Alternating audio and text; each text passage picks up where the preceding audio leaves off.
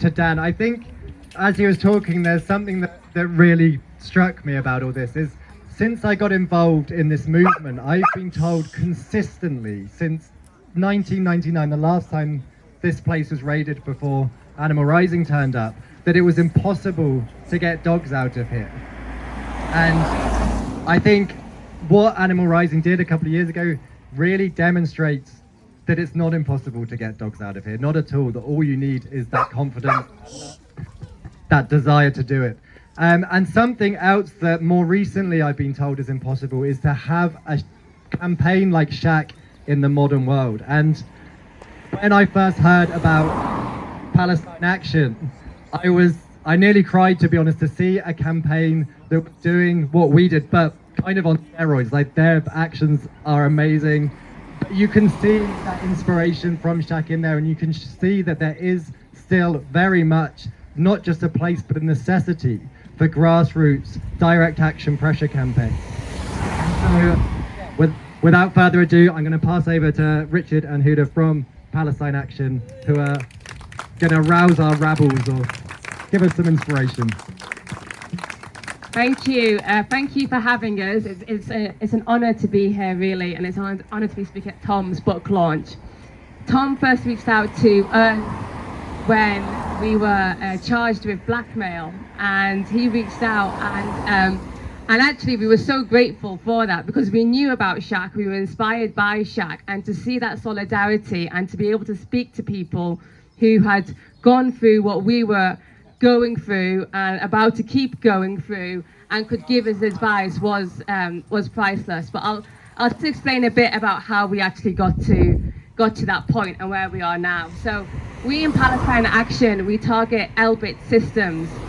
They are Israel's biggest weapons manufacturer. And just to give some history and context on Palestine, Britain was crucial in signing away the land of Palestine in 1917.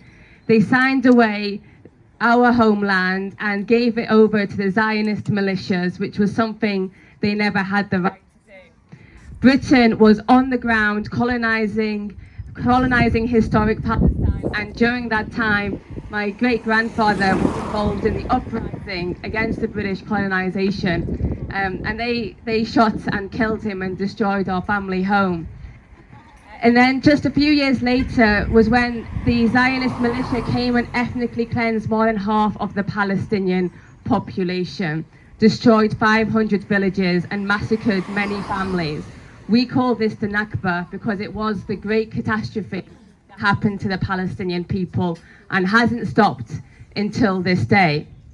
When we see what's now happening in Gaza, the genocide that's going on, you know, Gaza has been under a brutal land, air and sea blockade, siege for over 15 years. Why? Because they are the Palestinian people, they're the indigenous population who are being kept captive in their own land. Israel controls everything that goes in and out and has been bombarding them routinely long before October 7th happened.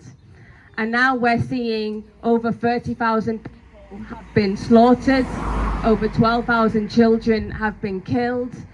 They are starving the population to death. There are 300,000 people who are now starving, children who are starving. Most of the hospitals have been destroyed, all of the universities, 70% of the homes have been destroyed in Gaza. But what you don't often hear is how companies like Elbit use Gaza as a laboratory for their weaponry. They will attack the people of Gaza and then they will market their weapons as battle tested so they can sell it on to other regimes across the world. Recently, they've been developing the Iron Sting missiles during this genocide, missiles which burn through the flesh of the Palestinian people down to the bone. It's chemical weapons. It's being tested right now as we speak on the people of Gaza. And no doubt, unless we stop them in a couple of years, they'll put this on the international market and say, look how well it worked in Gaza. And so for myself and many other people, we were sick and tired of begging the powers that be to stop killing our brothers and sisters in Palestine. We knew that they were complicit in this and that begging the oppressors to stop oppressing was pointless. And so we got to a point when we said we have to take direct action, and we're going to go after Elbit and we're going to shut them down no matter what it takes. And so, and similar to the SHAC campaign, we believe that we had to be focused and focus our energy on a huge target, but one that was so crucial to what was happening to the Palestinian people. And so we would go inside their offices, spray paint inside their offices, occupy their factories, smash up their factories, get arrested, and routinely just keep going and going and going. And when we started, so many people were joining us and were refreshed by it and energized by it, because we said, if we want to shut them down, we just go and shut them down. That's all it takes, is that willpower and that ability to say that this is bigger than ourselves and we will risk our liberty to shut down this company. And after a year and a half of the campaign, we shut down permanently one of their huge weapons manufacturers in Oldham. We kicked them out of their offices in London. They were forced out of hundreds of millions of pounds worth of contracts. And recently, in true SHAC style, we've been going hard after the secondary targets. And in the past few months, we've had 4 different companies cut all ties with Elbit Systems. Each of them have had to write to us, again in SHAC style, and confirm that they will no longer work with Elbit Systems and they won't do so in the future. And one thing which is incredible to see here, we've had a few camps in Palestine Action, but they never lasted 3 years. They just don't last that long. But it is incredible to see this kind of community come out against these types of places. And it was that community, as well as the people taking action in Oldham, it was a community coming out week after week, day after day sometimes, against that factory. We had the same thing in Leicester.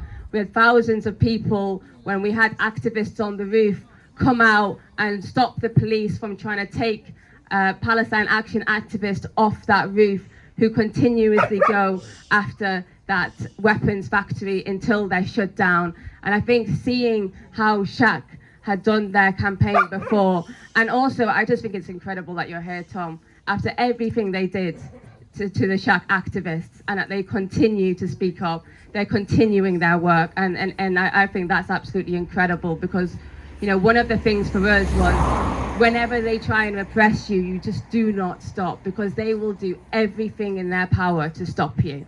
They will do everything in their power to make sure you don't win. But every time you defeat that and you keep going and you keep the resilience, you are the ones on path to victory. And so I think it's incredible to see how you're still here fighting this fight. And I hope to have the same resilience as you, Tom. So thank you.